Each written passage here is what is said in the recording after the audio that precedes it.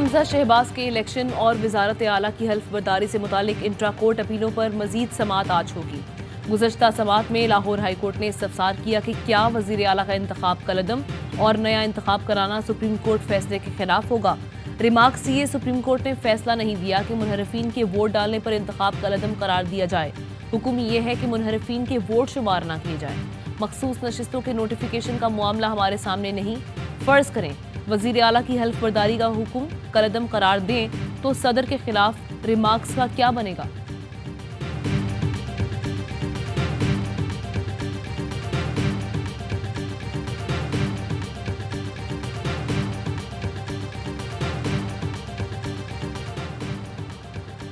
चार साल सेनेट से गायब अदालती मफरूर इसहाक डार सेनेटर का हलफ उठाने के लिए बेताब।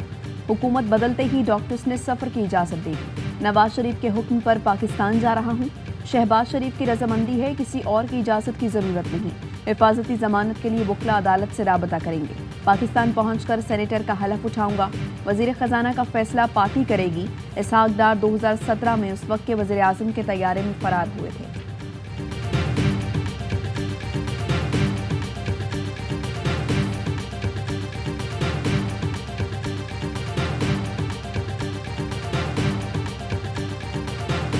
इसहाक डार की वतन वापसी का ऐलान निज़ामे इंसाफ एहतसाब से खुला मजाक है।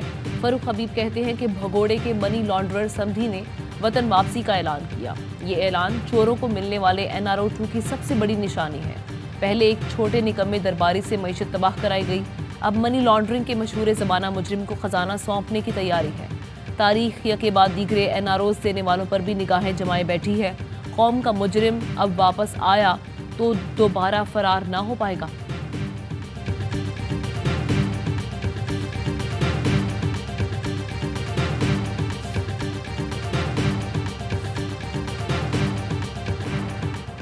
वोट को इज्जत दो का नारा और पार्लियामेंट की बेतौकीरी की इंतहा। अहम तरीन दिन पर वज़ीर आज़म और अपोजिशन लीडर गैर हाजिर। कौमी असम्बली में बजट मंजूर किया गया तो वज़ीर आज़म थे ना अपोजिशन लीडर। तारीख में पहली बार कायदे-ए-वान और कायदे-हिज़्ब इख्तिलाफ के बगैर बजट मंजूर किया गया। बजट मंजूरी के दौरान वज़ीर खजाना भी सेशन अधूरा छोड़कर चलते बने। शहबाज गिल कहते हैं शुक्र है बजट मंजूरी के लिए चपड़ासियों को नहीं भेजा गया। खानापुरी की जा रही है, दुकान लगाई गई है, मर्जी के अदाकार हैं और चल रहे हैं। राजा रियाज कहां से ऑपोजिशन लीडर नजर आते हैं। राजा रियाज ऑपोजिशन लीडर की स्पेलिंग भी नहीं बता सकते। शुरू से कह रहे हैं इम्पोर्टेड हुकूमत को लाने का एजेंडा कुछ और ही था।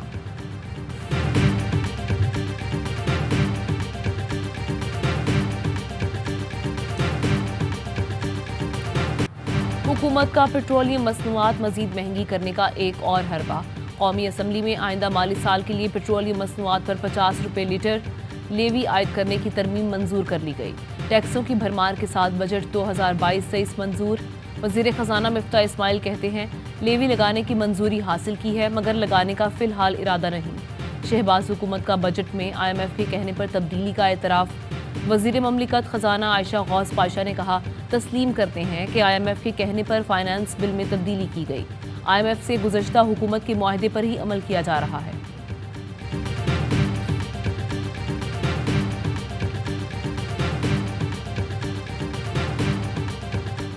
पार्लियामेंट तो है ही नहीं, ये तो फेक पार्लियामेंट है। ये चौथा बजट है बाय द वे इस बजट प्रोसेस में। मतलब ये तो एक मजाक है जनाब। IMF तो नहीं छोड़ेगा इनको। मौजूदा पार्लियामेंट जाली है। हुकूमत आवाम को बेवकूफ़ बनाने की कोशिश कर रही है। साबिक वज़ीर खजाना शौकत तरीन की प्रोग्राम पावर प्ले में गुफ्तगू। कहा शहबाज हुकूमत ने आज चौथा बजट मंजूर किया। IMF नहीं छोड़ेगा, इन्हें मजीद बजट पेश करने पड़ेंगे। पेट्रोलियम पर सेल्स टैक्स 11 से शुरू करके 17% पर ले जाया जाएगा। गैस और बिजली की कीमतों में 45 और 47% इजाफा करेंगे। गैस का बिल 350% बढ़ जाएगा। कंपनियों पर टैक्स बढ़ाएंगे तो ग्रोथ गिरेगी, बेरोजगारी बढ़ेगी। महंगाई का तूफान बदतमीजी आने वाला है। आम आदमी की जिंदगी अजीरन हो गई। शेख रशीद कहते हैं महंगाई और लोड शेडिंग के मारे आवाम को सड़कों पर निकलने से कोई नहीं रोक सकेगा।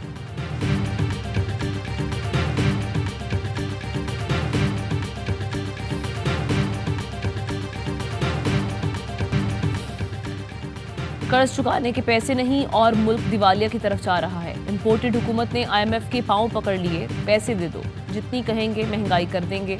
चेयरमैन पीटीआई इमरान खान कहते हैं, हम पर भी IMF का दबाव था, लेकिन 2.5 साल महंगाई रोके रखी, कीमतें आसमान पर और मईशत जमीन पर आ गई। चोरों की हुकूमत ने हर चीज महंगी कर दी। 2 जुलाई को इस्लामाबाद की तारीख का बड़ा जलसा करने जा रहे हैं। परेड ग्राउंड में साबित करेंगे कि हम जिंदा कौम हैं।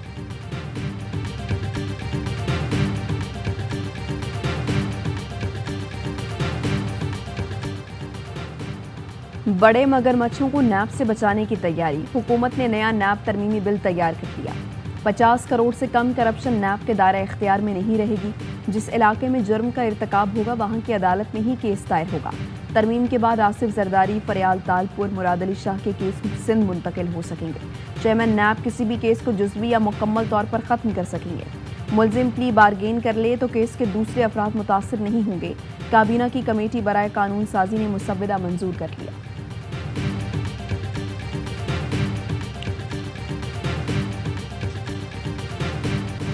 GDA के बल्दियाती इंतखाबात में धांधली के इल्जामात। बिलावल भुट्टो जरदारी भड़क उठे। कौमी असम्बली में किस किस को निशाना बनाया। MQM की नाराजगी के बाद चेयरमैन पीपल्स पार्टी की कड़ी तनकीद। कहा, सिंध में भी कुछ जमातें कठपुतलियां हैं। आमराना दौर आता है तो इन्हें खड़ा किया जाता है। इदारे न्यूट्रल रहते हैं तो इनकी जमानत जब्त हो जाती है। वो सब मिलकर इलेक्शन से एक दिन पहले सिंध हाई कोर्ट गए। इन्हें मजीद रोना धोना है क्योंकि दूसरे मरहले में भी इनकी जमानत जब्त होगी।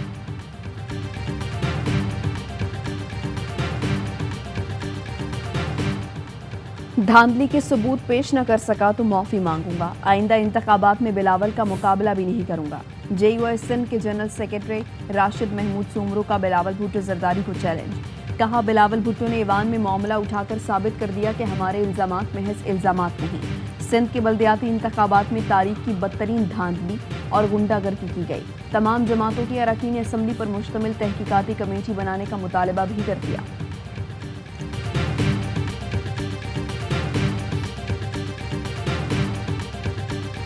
Asif Zardari in action. गर्म सियासी माहौल ठंडा करने साबिक सदर कौमी असम्बली पहुंच गए। इत्तेहादियों को कैसे इकट्ठा रखें, ईवान में वफाकी वज़रा से तवील मुशावरत। पार्लियामेंट की पिछली नशिस्तों पर साबिक सदर से वफाकी वजीर अयाज सादिक और आजम नज़ीर तारड़ की मुलाकात। अयाज सादिक कागज़ पर नोट्स लिखते रहे। इत्तेहादी जमातों की हुकूमत पर कड़ी तनकीद के बाद आसिफ जरदारी हंगामी तौर पर इस्लामाबाद पहुंचे। ज़राए का कहना है कि आसिफ जरदारी और वज़ीर आज़म शहबाज शरीफ की मुलाकात भी मुतवक्के है। सर, ये जो पेट्रोलियम लेवी लगाई है इसके ऊपर क्या कहना चाहेंगे? आज छुट्टी है। आज छुट्टी है। बढ़ती हुई महंगाई, पेट्रोल और डीजल की कीमतों में इजाफा, आवाम मुश्किलात का शिकार, हुक्मरान बेपरवाह। कौमी असम्बली के बाहर वज़ीर दिफा ख्वाजा आसिफ की बेनियासी। महंगाई और पेट्रोल लेवी के सवाल पर आज छुट्टी है कहकर चलते बने।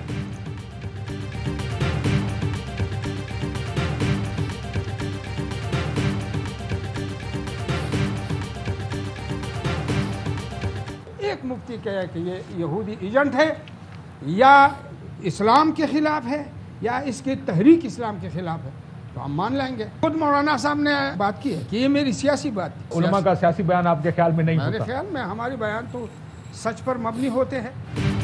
फजलुर रहमान ने इमरान खान पर यहूदी एजेंट का इल्जाम लगाया। शूरा इजलास में इल्जाम पर सबूत मांगे तो मौलाना ने कहा कि वो सियासी बयान था। JUI के साबिक नायब अमीर मौलाना गुल नसीब की प्रोग्राम ऑफ द रिकॉर्ड में गुफ्तगू। कहा, दीन की बातें करने वालों का सियासी बयान देने से क्या ताल्लुक। इमरान खान के खिलाफ बयानात JUI फे की पार्टी पॉलिसी नहीं थी। फजलुर रहमान की अपनी जमात में जालसाजी में कोई शक नहीं। इमरान खान को सिलेक्टेड कहने वाले मौलाना खुद सिलेक्टेड हैं। फजलुर रहमान अमरीका मुखालिफ नहीं बल्कि हामी है। 2008 और 2013 में मुक्तदर हलकों ने खैबर पख्तूनख्वा में हमें हुकूमत मिलने का वादा किया। JUI फे ने हमेशा वजारत और चेयरमैन कश्मीर कमेटी के लिए इलेक्शन लड़ा। इक़्तिदार में रहने के बावजूद इस्लामी नजरियाती काउंसिल की सिफारिशात पर कोई बात नहीं की।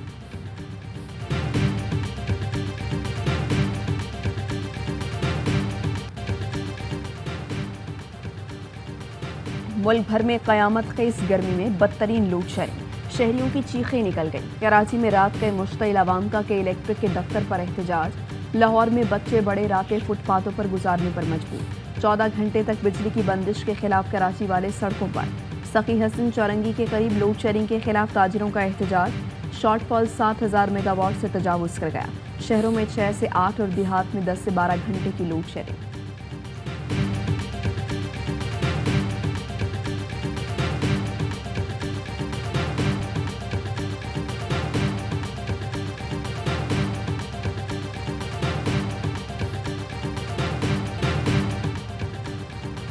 मुल्क में कोरोना से मजीद 2 अफराद इंतकाल कर गए।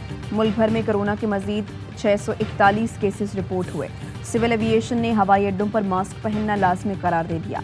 अंदरूनी मुल्क परवाज़ों में मास्क की पाबंदी पर अमल दरामद यकीनी बनाने और मुलाजिमीन को मास्क पहनने का हुक्म। बगैर मास्क एयरपोर्ट से दाखिले पर पाबंदी आयद कर दी।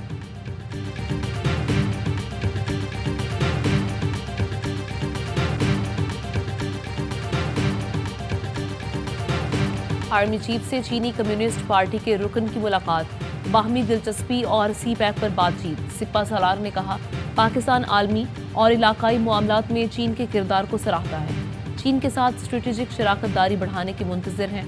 चीनी रहनुमा ने चीनी शहरियों के खुसूसी तहफ़्फ़ुज़ पर शुक्रिया अदा किया। खित्ते में अमन व इस्तेहकाम के लिए पाकिस्तान की कोशिशों की तारीफ।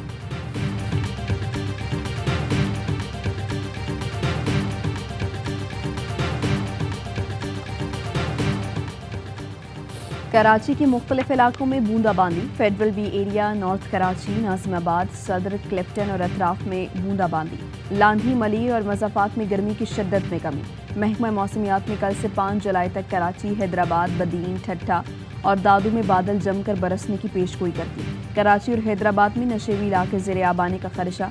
आइंदा 24 घंटे में खुजदार, कल्लात, बारखान, लाहौर, सियालकोट, नारोवाल, इस्लामाबाद और कश्मीर में भी मूसलाधार बारिश मुतवक्के है।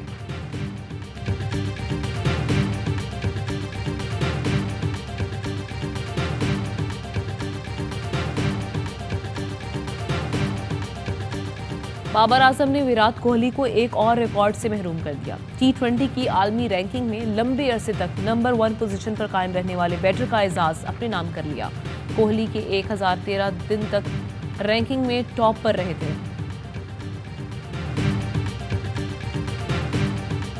पाकिस्तान के किसी भी मकाम से मायदुल हज्जा का चांद नजर आने की कोई शहादत मौसूल नहीं हुई। ईद उल अज़हा 10 जुलाई 2022 बरोज़ इतवार को होगी। मुल्क में ज़िलहज का चांद नजर नहीं आया। चेयरमैन मरकजी रोयत हिलाल कमेटी मौलाना अब्दुल कबीर आज़ाद का ऐलान। मुल्क भर में 10 जुलाई बरोज़ इतवार ईद उल अज़हा मनाई जाएगी। सऊदी अरब में चांद नजर आ गया। हज का अहम रुकन आज़म वकूफ़ अरफा 9 ज़िलहज 8 जुलाई को अदा किया जाएगा। सऊदी अरब में ईद उल अज़हा 9 जुलाई को होगी।